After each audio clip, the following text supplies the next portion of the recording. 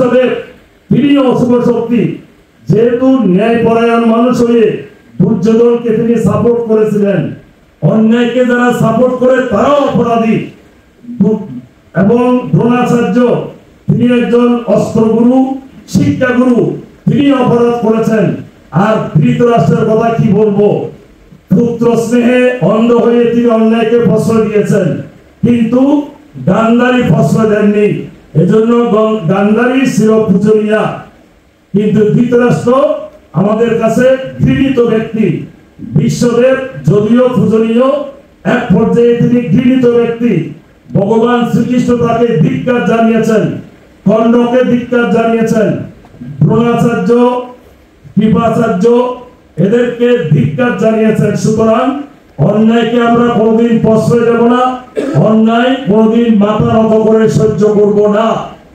অন্যায়ের বিরুদ্ধে আমরা যে কোনো সময় আন্দোলন সংগ্রাম চালাবো।